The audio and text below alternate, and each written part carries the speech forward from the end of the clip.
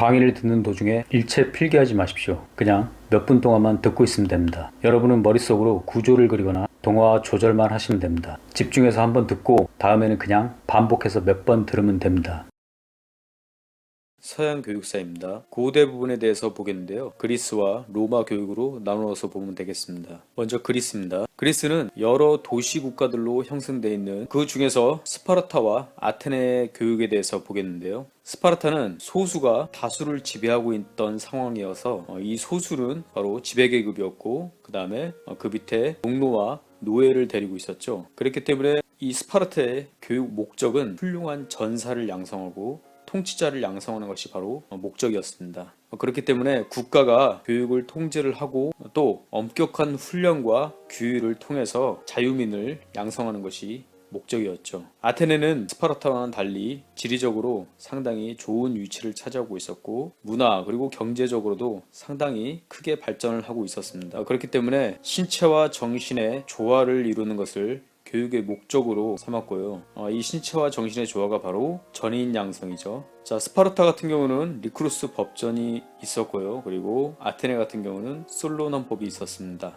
이 법전과 헌법에 의해서 체제가 정비가 되고 헌법과 법전을 통해서 교육이 이루어졌겠죠. 모든 강의는 무료입니다. 다만 구독과 좋아요 꼭 좀 부탁드리겠습니다. 이 채널을 지속하는 힘이 됩니다. 자, 다음은 로마로 넘어오게 되는데요. 로마는 공화정 시대, 제정 시대, 그리고 왕정 시대 이렇게 세 단계를 거치게 되는데 먼저 공화정 때는 로마 교육의 특색을 그대로 유지하게 됩니다. 이 로마 교육의 특색이라고 하면은 상당히 실용적이고 실천적인 웅변인을 양성하는 것이 교육의 목적이었죠. 제정시대로 넘어오면서 로마는 그리스 교육에 동화되기 시작합니다. 점점 그리스의 그 사상적이고 철학적인 면에 끌려서 동화가 되기 시작하면서 그리스 교육을 채택을 하게 되는데요. 이러면서 그 식민지 그리스인들, 그리스 이방인들이 효과적인 문화에 로마인들이 동화되기 시작하게 됩니다. 그러면서 학교 교육도 점차 발달하게 되는데요. 초등교육기관인 루두스, 그리고 중학교, 문법학교, 그리고 고등교육기관인 수사학교가 차례대로 학교가 세워지게 됩니다. 사상가로서는요, 먼저 그리스의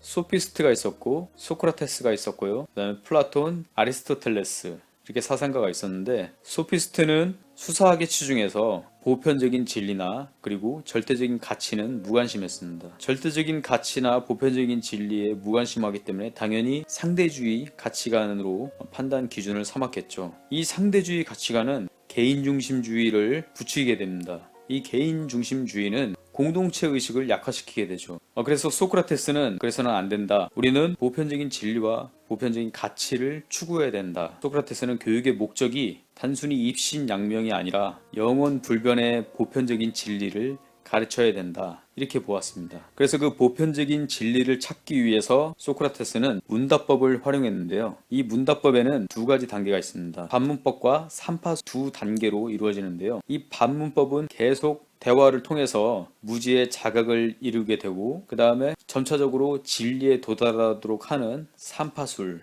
이렇게 두 가지 단계를 거치게 되는 것이죠. 이 소크라테스의 문답법에 대해서 여러분들이 자세하게 알아두셔야 됩니다. 다음은 플라톤인데요. 소크라테스가 사약을 마시고 처형되는 그 순간에 플라톤이 있었죠. 그래서 플라톤은 스승인 소크라테스의 죽음을 보고서 과연 어떻게 사는 것이 올바르게 사는 삶인가 그것에 고민을 하게 되는 것이죠. 여기서 올바른 삶을 사는 것은 바로 개인의 삶이죠. 이 개인의 삶 역시 국가의 그 유기치적인 특징에 같이 비유하게 되는데요. 그래서 플라톤의 국가론에서는 국가라는 것이 생산 기능을 담당하는 사람과 그리고 수호 기능을 담당하는 자, 또 통치 기능을 담당하는 자가 각자 다 유기체의 삶과 마찬가지로 각기 기능을 잘 발휘하고 유지를 해야 된다. 이렇게 보았습니다. 그래서 생산 기능을 담당하는 사람은 욕구를 잘 조절할 줄 알아야 되고 수호 기능을 하는 그 군인 계급은 의지를 잘 다스려야 되고 통치 기능을 담당하는 사람은 이성을 잘 둬야 된다. 이렇게 보고 있는 것입니다. 플라톤의 제자 아리스토텔레스는요. 교육이라는 것이 시민으로서 의무를 충실하게 수행해내는 것을 말하는 것입니다. 그래서 그 시민으로서 의무를 다하는 사람을 길러내는 것이